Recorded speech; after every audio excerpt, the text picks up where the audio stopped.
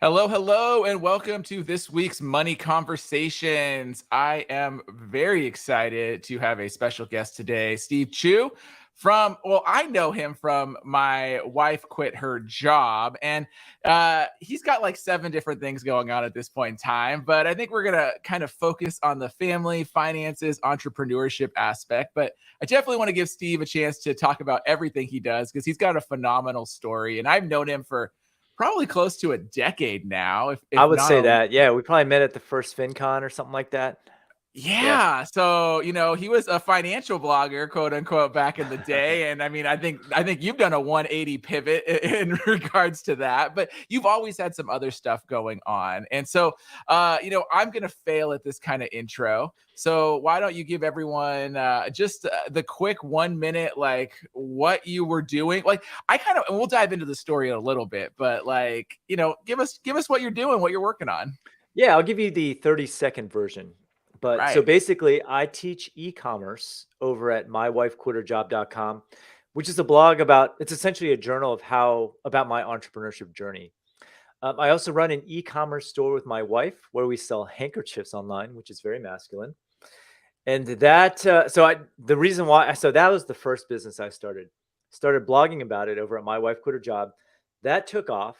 That led to a podcast of the same name. That led to a YouTube channel. That led to a training class. That led to a TikTok channel. That led to an annual e-commerce conference called the Seller Summit, where I bring together e-commerce entrepreneurs from all over the world.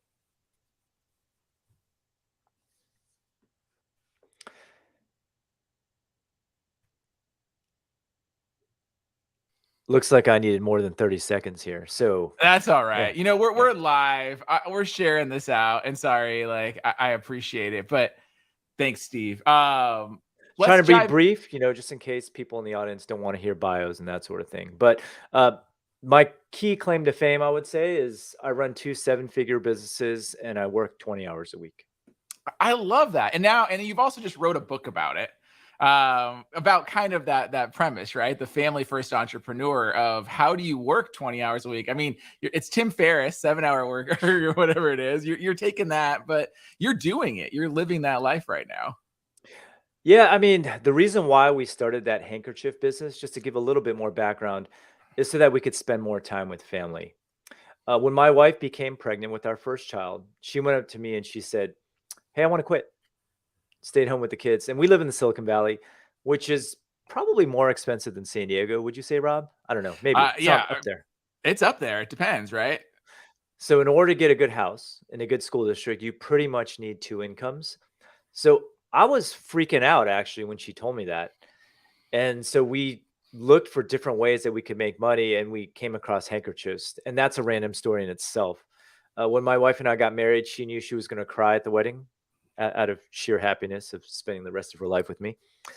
And we were looking, we are looking for handkerchiefs to dry her tears, and we could only find a place in China at a factory that got them, and we had to buy a couple hundred. So we bought a couple hundred. We used maybe 6 of them, sold the rest on eBay, and they sold like hotcakes.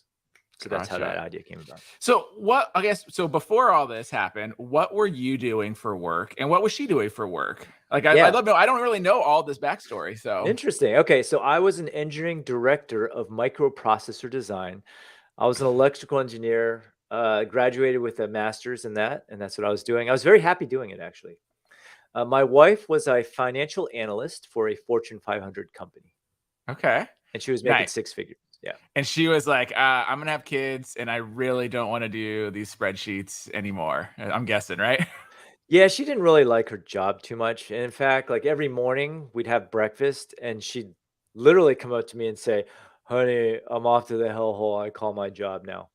It's That tough. sucks. It Yeah. is tough because my wife was a financial analyst too and had the same feeling about Ha. being a financial analyst most of the time. So you had kids, or did she quit before you had kids, or did you already have kids? She quit as soon as her maternity leave was over.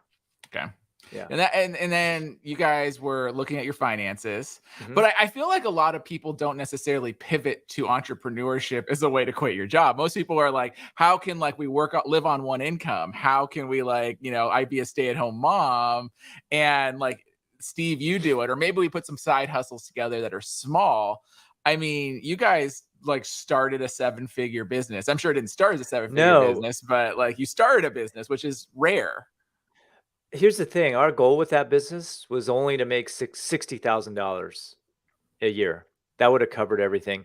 And the only reason we had courage to do this is because I had a friend down the street who started an online store selling wedding favors, and that store was called Boku. I also had this other buddy who started a photography store, and he was incidentally the one that showed me how to put up the website and everything. So I had outside influences that pushed me in that direction. No, and I love that. So, you started this store. Did you buy it or did you start it from scratch No, 100%? I started from scratch. I ended up, so this is like before Shopify, this is like before Amazon.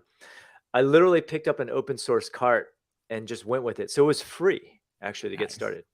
And so you started this, you sourced these handkerchiefs, which you already did from your wedding. You Correct. put up an online store and you just started rolling with it. And now your wife, you have little ones though at this point in time, right? Like infants. Yes.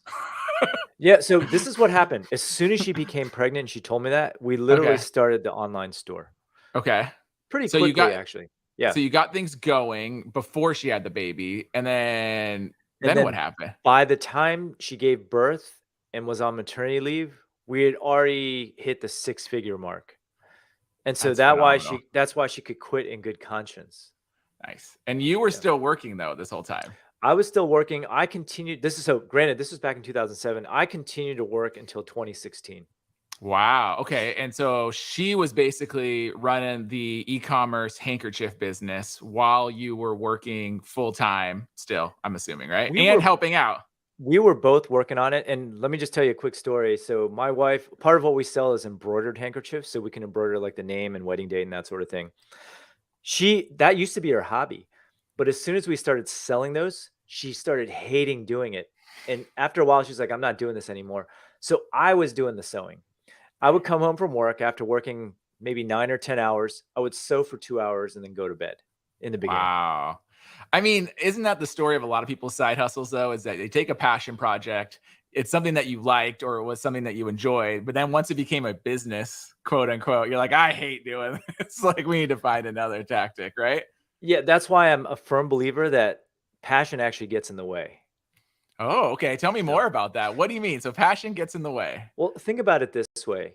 Passion is fleeting, right? You may be really into something and then it kind of goes away. Like I've been into so many things over the years. Instead of going for passion, you should go for purpose. And what kept us going was the fact that we wanted my wife to stay at home with the kids. And whenever you start any business, in this case, we sell handkerchiefs, right? But whether I sell handkerchiefs, computers, or yoga mats, the day to day is pretty similar, right? We're making sure orders get out in time and doing customer service. Yeah, no, that makes a lot of sense. And I think it's the same in the content creation space. Like if you like writing, now I think there's a little more intersection. Like you have to like what you're talking about. Sure. But it's the same thing every day. Like I'm going to create something, I'm going to respond to people. You got to like that process. So I really like that a lot.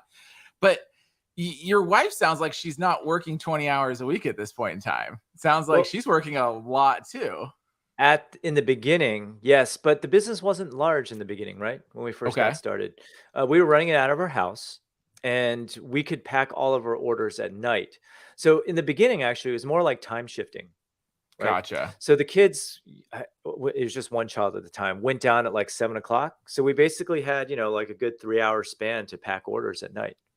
And then as we got bigger, we had employees and that sort of thing. Definitely. I mean, that makes a lot of sense. So when you're starting out, you're working at your finances. I mean, I don't know if you want to share, but like how comfortable were you feeling before you guys left your day job? Because I think a lot of people aspire to, going to one person stays home with the kids, one person works. And I know you have a hybrid approach, but like, how'd your finances look at that point in time? If you want to share, you can be vague or you Oh, can no, say no, like I was yeah. comfortable, but like because like I think it's a risk, right? Like people are like I can't make that leap because of money, right? So it wasn't that risky. Like I'm not really a risky person. We were just in Vegas together. I didn't really gamble actually. I'm just Yeah, not that type of person. So if all went to hell, we could have lived on my one salary. And worst case scenario, she goes back to work, which would be like sure. the ultimate worst case scenario. Okay. So you guys kind of were thinking about this prior to that. Like, what were you doing? Like, did you have a goal in mind? Were you budgeting? Were you saving a certain percentage of your income? Like, what did that like lead up to like being comfortable to make that choice look like? Yeah, so I think the first thing that you got to do is you got to figure out how much you're really spending in a year. Whatever lifestyle it is. And then if you have a business, you pay yourself that amount first, and then psychologically the rest is gravy. So that's why we had that goal of $60,000 in the beginning. Gotcha. So Yeah. you kind of live that pay yourself first, which is now like a Yes. book or profit for or Profit whatever first. it Yeah, is. there you go. Yeah. Uh-huh. Yeah, I Mike mean Michalowicz. it's a whole book about this, but the idea is you pay yourself those living expenses first so that you can know exactly what you got. So you had this goal, you hit that goal really fast. What led you then? I guess you said you worked till 2016. So this is 7 years ish, something like that. Yeah, something like that. Yeah. So I What was actually your liked my inflection job. point? Okay. I liked my job. I actually enjoyed going there because I was working with all these really smart people. In fact, like the stuff I designed is still on like every iPhone today. Like the technology takes care of like the noise cancellation. Anyway, so I wanted to start something myself that could just make some extra money. And so that's why I started my blog over at My Wife Quit Her Job. Reason why I started that was because of this one post that I read back in the day by this guy named Steve Pavlina. And this post was called How to Make Your First Love Dollar. And at the time, he was doing $4,000 a day in AdSense. And I was thinking to myself, "Hey, that's a lot of money. I can do that by writing posts." And that's how the blog got started. And actually, friends were asking me how we started this handkerchief business too. So I documented it for them. They didn't read it though. None of my friends read it, not even my mom. And then just random people started reading it. And that's how it took off. And I mean, at that point in time too, it was a little bit more like personal finance driven, a little more like it didn't have the like full e-commerce drive it Oh, has yeah. now, right? Well, I was throwing everything at the wall. I was talking about personal finance, investing, raising kids, Yeah, e-commerce, everything. uh-huh. But the e-commerce was the stuff that resonated with everyone the most.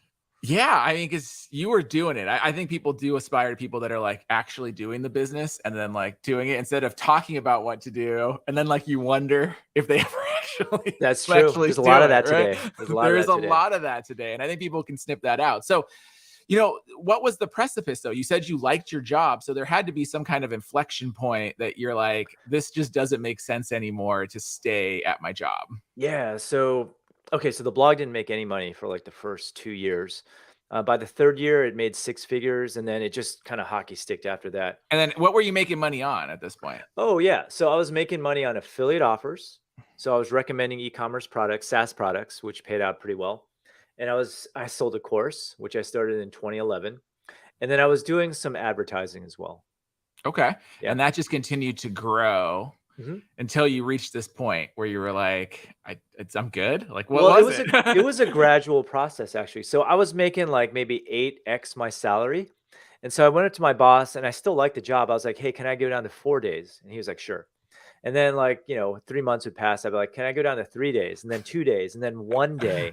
Wow. And then at Okay. that point, uh, my boss left, and I got this new boss who pulled me into the office and said, "Hey, what do you do here exactly in one day a week?" And I was like, "I'm your insurance policy," because I was one of the main three designers on the main product that was making all the money. So if Uh-huh. anything breaks, like I'm here to consult, but I'm gonna be straight up. I don't really do anything day to day. And that was it. I was out. And then did they cut you loose, or did they say like you need to decide if you're gonna come work or not? They didn't cut me loose. They said, "We need you a minimum here of 3 days out of the week," is what they said. And I was like, "I Okay. can't do that. It just doesn't make financial sense." And so I left.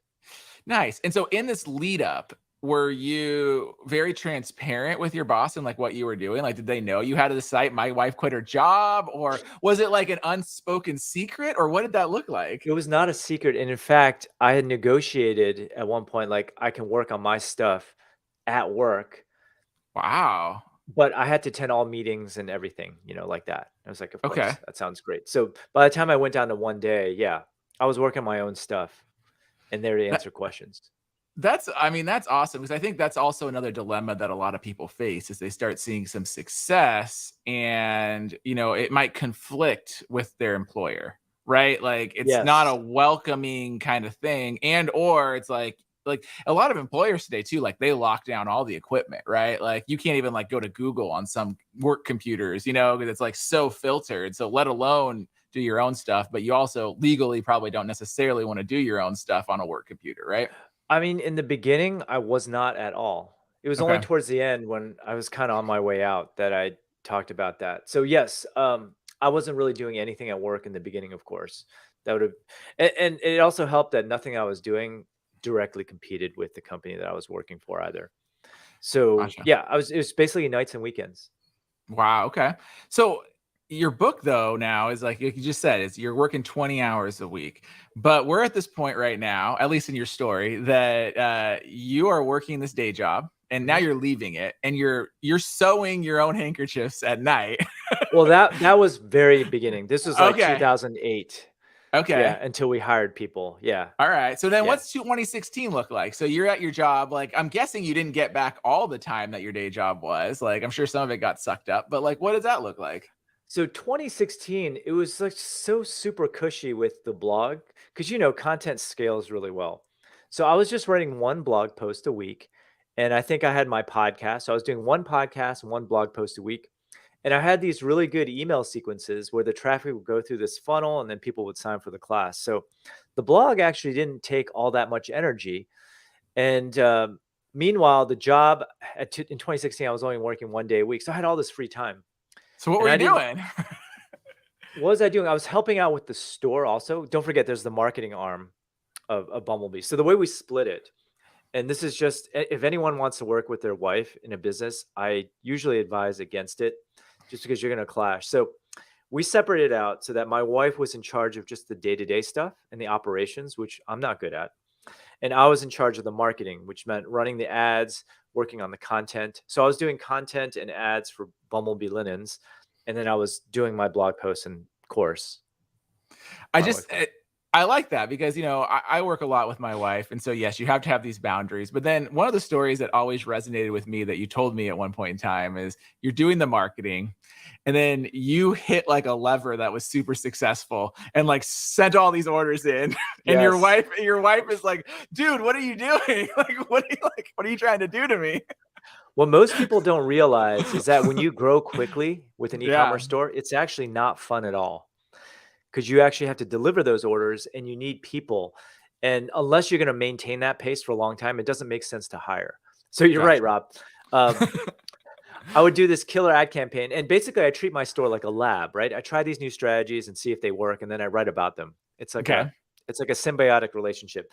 So, like every now and then, I'll hit something that like increases our sales like 3x or 4x for a short period, and then we get into a fight. So, No, I mean, it's a positive and a negative at the same time, and you're just like, what? I'm sorry that I'm successful. Like, what do you say to that, right? well, we actually made this agreement that we don't try to grow the e-commerce side more than like low double digits every year. Okay, that's Because, we're doing fascinating. it for lifestyle, right? It's not like we're trying to become like an Amazon.com, for example. Nice. So let's fast forward a little bit to closer to today. Like, how did you scale down your work? Because through this story, you guys were putting a lot of effort in, and it sounds like through various means, and maybe you could share them. Like, how did we scale that to be a much more lifestyle driven business than like all Yeah. in, right? I think one of my main philosophies is only to work on things that can scale really well based on the amount of work that you do. So, this is why you won't really see me on social media that much. My friends who do social media well, I have this one friend who does Instagram really well. She posts 7 times a day. I have this other friend who makes millions of dollars on Facebook. She posts 21 times per day. And if they stop posting, the traffic stops. And I don't like that. So I focus on things that have long-term value, like SEO. You write one blog post, get traffic for a long time. I have posts that I wrote 10 years ago that still generate traffic. Same with YouTube. I have videos that I posted 3 years ago that still generate tons of views. And I actually don't like employees either. I used to be an engineering director. I had lots of direct reports. And just managing the personalities, most people don't consider the overhead of that as well. Absolutely. So I would say that if you want to start like the next Amazon.com or something really big, you probably need a team. But if all you want to do is make a couple $1 million, which is more than enough money for a lot of people, you can get by with maybe just like one employee or even by yourself. My wife quit her job.com generates $1 million in profit, and I just have one VA in the Philippines. It can be Yeah. done. And that is creating that long-term content that like lasts quote unquote forever. Well, as long as it's relevant, right? As long And as it's relevant. then Yeah. Yeah. right. And then you're pushing it towards courses and affiliates, is I'm guessing, right? That's correct. Just like your Nice. model, Rob. I know, Yeah. I know. I'm here. I'm here for the viewers and the listeners, man. I'm trying to pull these nuggets out for them, right? Yeah. But then I see things like Bumblebee Linens, and like your conference, like literally requires people. I don't know if they're employees or how that works, but like Yes. there's a dude there like running the AV, like. So Yeah. you're not always like there. So like, let's talk about Bumblebee Linens, because like Sure. you said you hired people. Right. And I know that's a different business than an online business, which I love online businesses, but like, how'd that work? Like, how did you Yeah. where'd that scale to? So let me tell you this, I often get asked whether you should go into content or start an e-commerce business. And what I always say is, if you want to make money within a year, then I think e-commerce is a good way to go. If your runway is like 3 years or longer, I think content is the way to go. So with Bumblebee Linens and Wait, yeah, can I asterisk you really quick right sure. there? Yeah. So content is the way to go over 3 years. But we just had some long conversations about how AI is going to change the content game. Is that still Yes. where you stand? I don't know. I still think that's true because my YouTube channel, which Yeah. now it'll probably make between 250 and 300,000 on just AdSense alone this year, was Yeah. something that took me 3 years to get. And that was very recent, literally just the last 3 years that happened. Yeah. I think with any content, it just takes time to build that audience, right? And the AI discussions we had to do with SEO, right? I think SEO is going to get disrupted. So written content potentially, but when you're talking about content creation in general, there's still a lot of opportunity, whether it's video, audio, live streams, different mediums, right? Like, is that kind of what your premise is? I think so. Anytime you can express your opinion or your personality, I think those aren't going to get disrupted for a long time. I agree. Yeah. You But know, I writing think just happens to be the easiest thing to get disrupted, I think, right? it does, but I think also I think it's a holistic cycle, because you know some of your success is driven by the fact that you're an operator as well, and you have like Bumblebee Linens, and like so your writing I think gets more credibility than any AI content in general, because you're credible because you do it. And so it's like, to me it's like this giant like circle, right? Like you build credibility through all your other stuff that improves the value of your written content, and I think people will still read that. You know, maybe it does get scraped by AI or something, but you know, I think still people will read that, right? Yeah, I agree. It's the wild, wild west, though. Who knows what's going to happen? I I know, don't know. right? Or Yeah. Spynet's just going to come after us Spynet. all. Yeah. Who knows? What All was right, so the sorry. original question, Rob? The Did I original answer? question Okay. was, now you scaled My Wife Quit Her Job with a VA only in the Philippines, but Right. Bumblebee Linens is very different in e-commerce, and I think you have employees there, right? Correct. Yes. So like, Yes. so what was the premise there? How does that work? What are your thoughts there? Yeah. So at the time, like e-commerce was our only thing.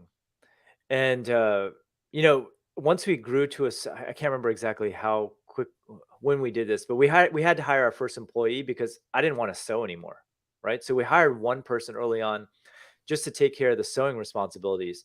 And we rented out of our house, I think, for a good couple of years, and then it made sense to move it out. And today we have 3 employees. And I just think in a physical products business, this is before Amazon, where you need to ship out your own orders. You needed to have employees and a way to do it. Today, however, the landscape has completely changed. Amazon will handle your fulfillment and your storage for you. There's all these 3PLs, which are fulfillment centers, where you can send your products and then they'll store and fulfill them for you. So today, the landscape's different than when we started. Interesting. So, like, is there one model that's better than another, or is it more of a personal preference or a cost savings preference? I have to imagine that, you know, there's pros and cons to everything, or why would you have employees, right? Yeah. So in our case, we do personalization, which involves someone running a sewing machine, which is Okay. why we need to do our own fulfillment. If we didn't have that aspect, we would probably use a 3PL or a Okay. fulfillment center. It just all depends. So the advantage of doing your own sewing and that sort of thing is that's just yet another barrier to entry if someone wants to copy you, right? Like who's gonna buy like $10,000 machines and start embroidering, right? Barriers to entry are Yeah, much higher. so it Yeah. makes sense, right? Like if I wanted handkerchiefs, like I can go to a plethora of places to get handkerchiefs. But if I want embroidered handkerchiefs for my wedding, I don't really have a lot of options, right? Yeah. Because of that barrier and that personalization, and you have a shop that does it, right? Yeah.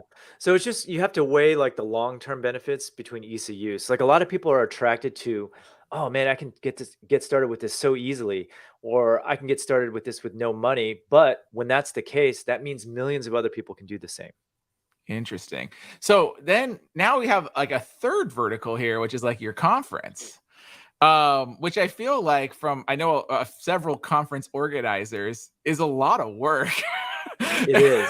So, like, where'd that come from? And how does that work? And I'm sure there's got to be someone that helps you run that as well. So the conference is not a moneymaker. I'll just say that Okay. up front. The only reason I do the conference is for community. And by myself, I never would have launched one. So I have a partner, Tony, and we made a deal where she handles all the logistics of the conference itself, and I'm only in charge of tickets, sponsors, and speakers. You love that marketing side of things. I I get that well, yeah. vibe. I Like mean, that's same with your wife. You're like, what I'm good you at, handle right? you Yeah, handle the operations and I'll handle like the other stuff. exactly. And so, yeah, I don't like large events. So so one of the reasons why I started this event, because on my bucket list, I wanted to be a keynote speaker somewhere, but no one was asking me, Rob. So I started my own event and I asked myself to be the keynote. And there you go. And then has that propelled you to be speaking at other events? No, no, no, I do speak at other events, but no, I still haven't tried to get a keynote. Maybe once this book comes out. But speaking was never really like something I really wanted to do. I just wanted a bucket list item. Like this book is a bucket list item. I don't know how many books I have left in me. Okay. So Well, so like let's kind of pivot now and talk about this family first entrepreneur. Am I getting that right? that's Because like correct. it sounds like you've been there and we've had like this story arc of how you got there and whatnot. Like, let's talk your book. Like, give us the 1,000-foot view of what this is about. Yeah, so I wrote this book, Rob, because I feel like most of the entrepreneurship advice out there is wrong. And the reason why I feel that way, it's because most entrepreneurship advice is given by single dudes who have no responsibilities, right? For most people or people like us, we have families and we can't afford to work like 80 hours a week on Yeah, something, right? And the totally. general, I guess, ethos out there is like you need to work 80 hours a week in order to have a successful business. That's absolutely not true. You can have a business and work 20 hours a week and have plenty of time to spend with your kids and with your family, as long as you adhere to the principles that I describe in the book. And we've kind of discussed some of these already.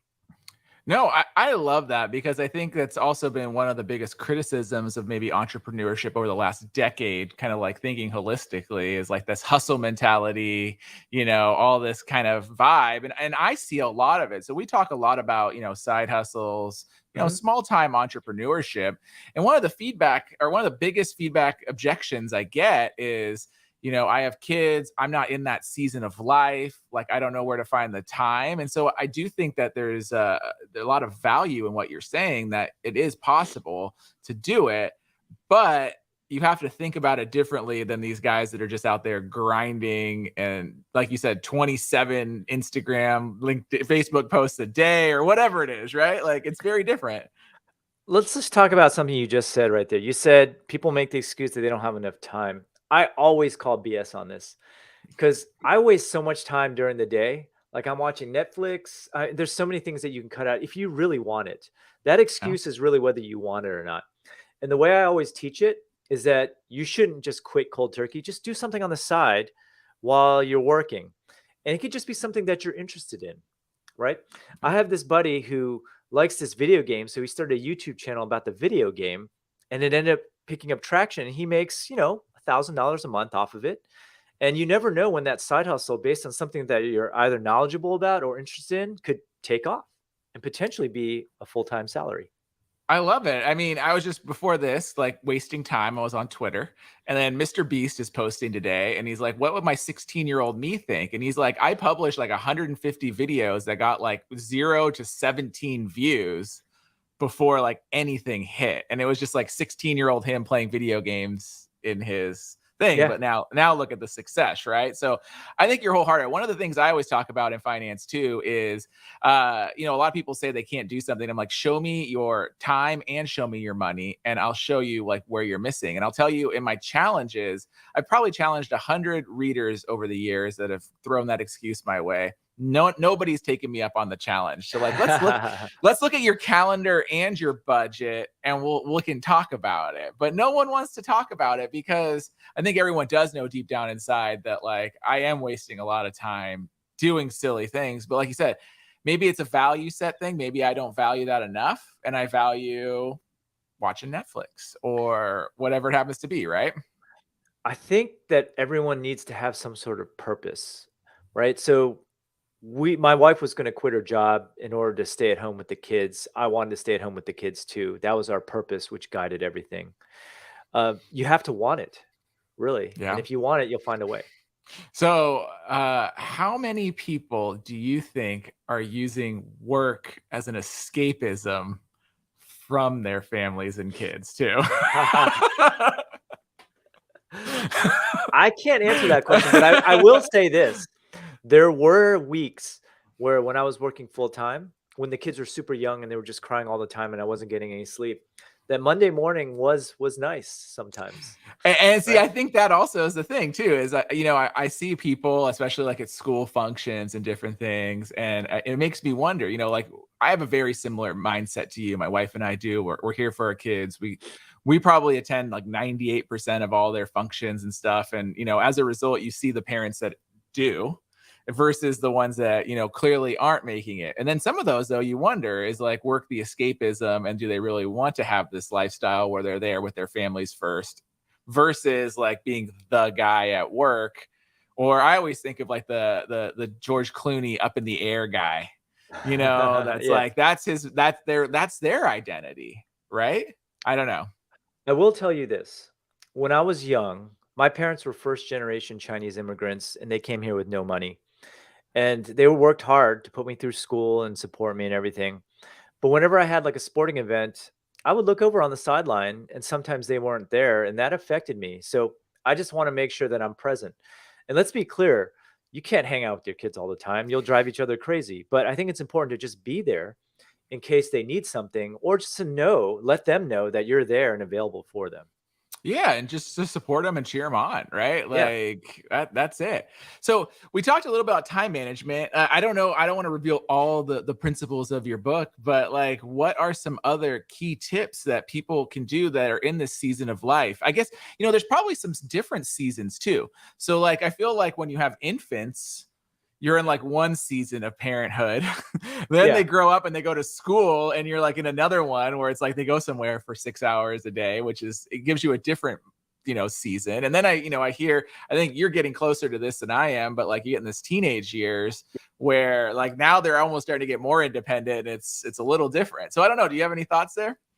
On the seasons of life, Or like in entrepreneurship and how it works, like when you have young kids versus school age kids versus, yeah, I think when your kids are super young, that's when like the best time is, ironically, to start something because they can't talk. You're just changing diapers, right? Yeah. And they're They go to napping bed most at of the they day. go to bed at 7, take a 2-hour nap, right? Yeah, exactly. And then I don't know about you guys, but when my kids would wake up in the middle of the night, I'd just be sitting there holding them and I could do work and it's quiet in the house. That's like the best time to actually start something. As they get older, that switches and changes a little bit. And let me just tell you this. I think starting a side hustle or business is the best way to maintain flexibility in your life, right? You can I time shift stuff as we did early on. And this full-time job that you have, chances are will never make you life-changing money. I couldn't agree more with that. Especially today's world where you can do things anytime, really. Like, that there's no real clock if you work for yourself, because like the world, yeah, we have a live stream set or a call here or different things, but like no one's knowing if you're fulfilling your package at 6 a.m., noon, 7 p.m. Like they don't know, right? Yeah. Like you can do Yeah. whatever you want to do, right? So like what other tips do you have? Like if I guess if pivoting, I guess the biggest thing is, because I would assume that people kind of fall into a couple buckets. You don't have kids yet, kids are here, or you already have kids and a business and you're trying to pivot your mindset to, I'm working too much and I want to spend more time with my family. Like, do you have any thoughts on like making that pivot? Well, I think, I mean, you talked about a bunch of different scenarios there. I would say the best advice we already kind of talked about is to figure out how much you spend, pay yourself first. Yep. The rest is gravy. Because once you know how much you need, so one thing that a lot of entrepreneurs get carried away with is that once they start making money, if you're not used to making money, your ego starts going nuts and you want to just make more of it just for the hell of it, right? I fell into this trap where we were making money and I just wanted to grow, grow, grow. And I was setting these insane goals where once we hit them, I was like, okay, great, we hit it. We'd enjoy ourselves for like a day. And then I'd set some insane goal later on. And it got to the point where my wife was like, she like broke down. She said, I don't want to do this anymore. Why are we trying to make all this money when we don't even spend hardly any of it, really? And that's like an ego thing that I think a lot of entrepreneurs have, right? Once you start making money, you just want to grow it. Like we want to grow things. Yeah. And it's working with that ego that, I mean, I can tell you how I dealt with the ego. Let me just tell you a quick story first. I belong to this group at Stanford called the Mayfield Fellows. And there's a lot of high profile guys in there, like Kevin Systrom's a member. And the goal with that program is to start a multi-billion-dollar business with the VCs. And so we had these annual meetings, right? Where we go in and everyone's like, oh yeah, I just had a $400 million exit. Oh, I just got funding for $100 million. And when it comes to my turn, I'm like, yeah, I'm still selling handkerchiefs, right? So that, like, I feel ashamed isn't the word, but I feel like I don't belong. And so like my ego starts going nuts and I have to quell that ego somehow. So the way I do it is I just work on one thing every single year and I don't care about the money. I just try to do it well. And as long as I'm learning, it's great. So this year it's about book launching. So I hired a book coach and I've learned a lot about the industry. Last year it was YouTube and I managed to grow that to over 200K subs. The year before that, it was TikTok. The year before that, I think it was Google Performance Max ads. And that just keeps my ego in check. I'm always learning something. Yeah. Well, and I think, you have the two sides of it. You said your ego, but then it's also like this lifestyle creep. I see a lot of people getting themselves into trouble as well because you have a great year and suddenly you have the more expensive house and the more expensive car and like your baseline just continues to rise. Yeah. And, now all of a sudden you find yourself, your monthly, you're just like, I just needed to hit 60,000 a year and you'd be good. But like, it's pretty easy to suddenly be at like $15,000, $20,000 a month in expenses. Oh yeah. If you let your lifestyle creep up. And now all of a sudden you find yourself needing to make 500,000 a year, because if you spend 20,000 a month after taxes, yada, yada, yada, like that's the kind of numbers you have to hit. And then you got to keep doing it. And then if you creep up even more, it starts to be a real problem for people. Here's a fun fact. I don't fly first class. I actually refuse to fly first class because I don't want to get used to flying first class. My wife, without letting me know so much, booked me on first class on my leg back from one of these conferences. And I went on it and I was like, there's nothing special about this at all. I hope you didn't spend much money on this. But anyways, I'm very conscious of lifestyle creep. I don't need a lot of things. I prefer experiences. And I think that's great. And so I think you said it. It's like goes with ego and it goes with some solid budgeting habits, which honestly I think very closely tie together. Like I don't need the car. We were a one car family forever. It just became a logistical nightmare. So we finally like gave in and we both like racked ourselves. Like, why are we buying a second car? Like, this is terrible. Yeah. And it's like, cause I work from home. Like, I don't want to go anywhere. If I didn't have two kids, I probably could still live with one car forever. But I think that's a big one. The ego one's very interesting. But I also think like, one of the things that stood out to me is you said you're in this group, and I think it's you are it's very good to hang out with these people that like surround you, motivate you, push you. But I think, having this dynamic of being okay with yourself. I also think a lot of them probably are a little envious of you, and I don't think you realize it, that they're like, this dude over here selling handkerchiefs, but like only works 20 hours a week, like versus these guys that are crushing it. I don't know. I really don't know. I mean, these people are younger too, so everyone has different priorities. Yeah. It could be the case. I don't know. Yeah. I don't But it know. I seems think so glamorous, right? When they're making that much money and getting funding. I So always see too, yeah, getting funding, having these exits. But I also think of some of these people, like they get these exits and, you didn't realize that like they diluted themselves down. They end up with like, $5 million or something. That's great. But that doesn't necessarily change your life. Right. And then you got to hope that things perform for a long time to maybe have that grow further. I don't know. well, I will say this. So I belong to a bunch of mastermind groups. And and I've interviewed over 450 people on my podcast, successful Yeah. entrepreneurs. And I will tell you this is that a lot of them are miserable and stressed out, and they actually don't see their family much. But on the Yeah. outside, they're doing really well. I'll give you a quick example. There's this one dude I interviewed where he hit $2 million in like 6 months. And the whole episode, we were talking about how he did it. And, it was like a very uplifting episode. As soon as I hit the stop button, I was like, man, how sucky was that? This is an e-commerce business, right? He's like, dude, it was so stressful.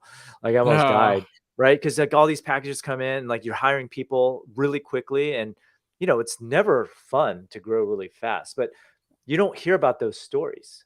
yeah, So no, absolutely. And that's why, I mean, going back, I think your book is definitely very valuable in that regard to try to help people reframe the conversation, at least if that's their value set. I do, again, worry that it might not be the value set for everybody, but for those that do want that to be in their value set wheelhouse, like how can you move to a place and maybe have some validation from Steve here that, hey, it's okay. Like you don't need to kill yourself. Like make enough money to provide for your family and save for yourself and go from there. Right. I don't know. Well, I'll just say this. Fundamentally, everyone wants the same thing, right? They want the freedom to spend time with the people that they love and freedom to do what they want, right? Yeah. That's why most people start businesses. Most people don't start businesses wanting to be the next billion-dollar company, right? Right. And so the thing to realize is that your job is probably not going to get you there. And you need to start something, a side hustle, to just kind of have even a chance of that happening. Do it on Right. the side, and that side hustle could potentially become something big. Everyone should have that same ethos, I think. Whether or not you want to use that time to spend more time with family, doesn't matter. The key is you can make a couple $1,000,000 if you want with something that does not require a large staff and does not require a ton of money. And that's more than enough for everybody. I agree. I think it even starts sooner than that. It's starting your side hustle can first build you to like a place of financial security, right? Maybe an Yeah. emergency fund, things like that. Then it can build you to that next place of like some go to hell money, right? So maybe you still have to work, but like if your boss or your company or whatever is just terrible for you, you've built yourself a cushion to get to the next thing. And then then I think, next level, right, is like how can we build enough to give ourselves even more freedom to do what we want to do that aligns with our values. Let me just tell you a quick story here. So when I started making like 8 or 10x what my day job was, uh, I started getting really bold at work. So like the boss would be up there and he'd say something, I'd be like, that's not going to work, man. That's not going to work. But what was funny is I was emboldened to say all these things. And that's when I got promoted, Steve, right? that's my almost exact same story as well. So when Yeah. I was at Target and like I was like the assistant manager and like, dude, I was getting shafted on these interviews and different things. And I just couldn't seem to make it. And so like that, I was really diving in on the side business, creating the college investor, started making a lot more than I was making at work and started not caring. And I started just sharing all these different things. And then all of a sudden they're like, dude, this guy's great. Like we're going to promote him. We're going to do all this stuff. And then I started caring even less and getting promoted Yeah. and going out and doing all these other crazy things. And it's like, it reminded me of the movie Office Space, where like they're doing the layoffs and he like undoes his cubicle and just like, what, you're going to fire me? Like just doesn't care. And then you just keep getting promoted and promoted and promoted. But I do think you also get a level of confidence that clearly must exude through the workplace you know, in a way that like you can't even it's subliminal, but it like works for you, right? I guess. I mean, I was brought up to just work hard, and if you work hard enough, people will notice you. That's what I was taught, and Yeah. that's absolutely not the case. Not at all. Yeah, It's all politics and drama, especially once you get past a certain point. right. And you know, there's a lot of value in being an independent thinker that just does your own thing, right? Yep. So there's a lot of these intangibles, right? When you start your own side hustle that go way beyond money. Absolutely. Well, I appreciate you taking the time with me today, Steve. Like, why don't you? I'm going to throw your book up here. You can pre-order it. Give us the rundown on like where we can find this thing. There it is. Yeah. Boom. You know, where can we know it? When's it coming out? Give everyone the details. All right. So you can find the book over at thefamilyfirstentrepreneur.com, and it comes out May 16th. And to just make it a no-brainer, I'm giving out a bunch of free bonuses that you get immediately after you pre-order the book. So the first one is a 3-day workshop on how to start a print-on-demand e-commerce business. This is where you create designs that go on t-shirts and mugs and that sort of thing, and then someone else does the storage and fulfillment. And you probably, just to be upfront, you probably aren't going to make life-changing money here, but it is one of the easiest businesses that you can start with no money at all. Get your toes in the water, get used to selling online, and that will always lead. It's like a gateway drug to a bigger business. I'm also giving away a 2-day workshop on how to make money with content. I podcast, blog, and I have a YouTube channel, and I'll teach you how to make money with those 3 channels. I'm also doing a 6-week Family First Challenge. This is where I'm getting really interactive in a Facebook group where I will help you figure out what your next side hustle is going to be. And I'll be with you guys every step of the way for 6 weeks. I'm also doing these little book parties where the book will be your ticket, but you get those bonuses as soon as you pre-order the book over at thefamilyfirstentrepreneur.com. Dude. Well, thanks for sharing that, Steve. I love it. Thanks so much for being on the show today. And I look forward to checking out this book more in depth. And it's near and dear to my heart. I love where your mindset is with this. I think it is a solid mindset for people that value their family. You know, I think a lot of people talk the talk. They say like, I value my family. I value my family. Well, this book will help you walk the walk, hopefully, take some action steps there. Thanks so much for joining us. I appreciate you taking the time. And for all you guys watching, listening out there, check us next week for the next money conversations here at The College Investor. Thanks, guys.